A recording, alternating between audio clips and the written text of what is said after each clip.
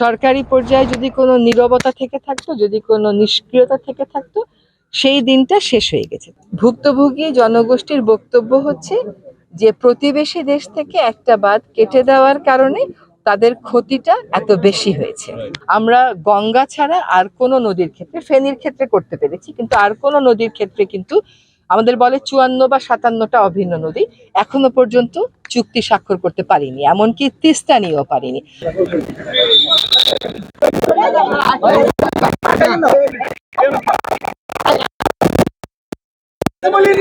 এসেছি সরকারের চশমা দিয়ে সমস্যাটা দেখতে না, এসেছি জনসাধারণের চশমা দিয়ে সমস্যাটা দেখতে। এখন দেখব, আবার শেষ মাথাও গিয়ে দেখে আসবো, তারপরে বিকেলে যারা ভুক্তভোগী জনগণ তাদের সাথে বসবো, তারা আসলে সমস্যাটার কি সমাধান চায়। কতগুলো সমাধান হচ্ছে প্রকল্প আকারে করতে হবে, কিছু সময় লাগবে, তড়িৎ কিছু করার উপায় আছে কিনা, মধ্যম মেয়াদে কিছু করার উপায় আছে কিনা সেটা জনগণের কাছ থেকে শুনে তারপরেই সরকার এবার তার প্রকল্পটা লিখবে। ভুক্তভোগী জনগোষ্ঠীর বক্তব্য হচ্ছে যে প্রতিবেশী দেশ থেকে একটা বাঁধ কেটে দেওয়ার কারণে তাদের ক্ষতিটা এত বেশি হয়েছে, সেটা আমরা দেখে গেলাম। এখন প্রতিবেশী দেশের সাথে এই বিষয়গুলো তো তুলতে হবে।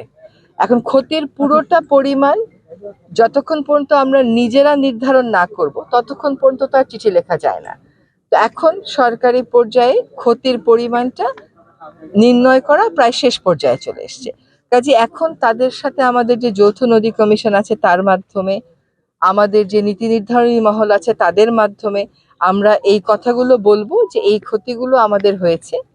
সবকিছু বাদ দিয়েও শুধু যদি মানবিক কারণে আমরা দেখি, তারপরেও কিন্তু দুইটা দেশের মধ্যে কতগুলো তথ্যের আদান প্রদান খুবই জরুরি।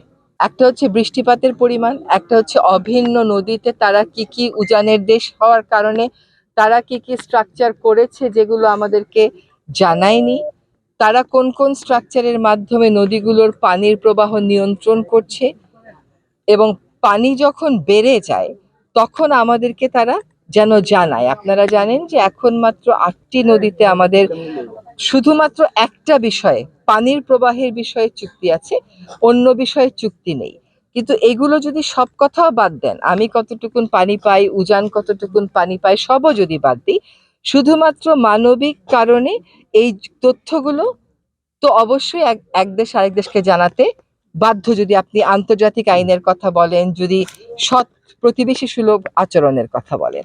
তো আমরা সেই দাবিগুলো তথ্য উপাত্তের ভিত্তিতে এবার তুলব, যে এই তথ্যগুলো আমাদের হাতে থাকলে এমনও হতে পারে যে বন্যার প্রকোপ হয়তো আমরা কমাতে পারতাম না, কিন্তু ক্ষয়ক্ষতি তো কমাতে পারতাম, মানুষগুলোকে তো বাঁচাতে পারতাম।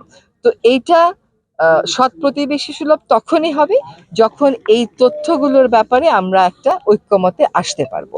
আর আমাদের প্রতিবেশী রাষ্ট্র ভারত, তারা দুইটা বিষয়ে আপত্তি দিয়েছিল, কিন্তু আমাদের বক্তব্যটা হচ্ছে যে আমরা যদি আন্তর্জাতিক আইনের স্বাক্ষর করি তাহলে আন্তর্জাতিক পরিমণ্ডলে এই আইনের নীতিগুলোর উপর ভিত্তি করে কথা বলা আমাদের জন্য অনেক বেশি সহজ হবে এবং এটার একটা আইনি কাভারেজ থাকবে।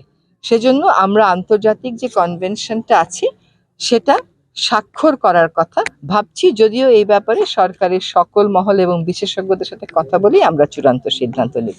সরকারি পর্যায়ে যদি কোনো নীরবতা থেকে থাকতো, যদি কোনো নিষ্ক্রিয়তা থেকে থাকতো, সেই দিনটা শেষ হয়ে গেছে। তবে একটা কথা সবাইকে মাথায় রাখতে হবে, যে নদীর পানি কেবলমাত্র রাজনীতি না, এটা কূটনীতিও, এটা অর্থনীতিও। হ্যাঁ, কাজে আমরা আমাদের মানুষের কথা, আমাদের মানুষের দুর্ভোগ, আমাদের মানুষের প্রত্যাশা, তাদের চাহিদা অনুযায়ী জানি উজানের দেশগুলোর সাথে কথা বলতে পারি, সেটা বুঝতেই কিন্তু আমার আজকে আসা।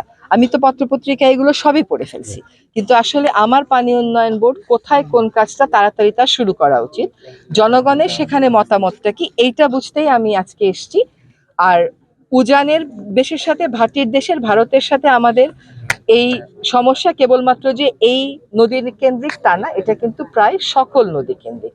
আমরা গঙ্গা ছাড়া আর কোনো নদীর ক্ষেত্রে, ফেনীর ক্ষেত্রে করতে পেরেছি, কিন্তু আর কোনো নদীর ক্ষেত্রে কিন্তু আমাদের বলে 54 বা 57টা অভিন্ন নদী, এখনো পর্যন্ত চুক্তি স্বাক্ষর করতে পারিনি, এমনকি তিস্তা নিয়েও পারিনি।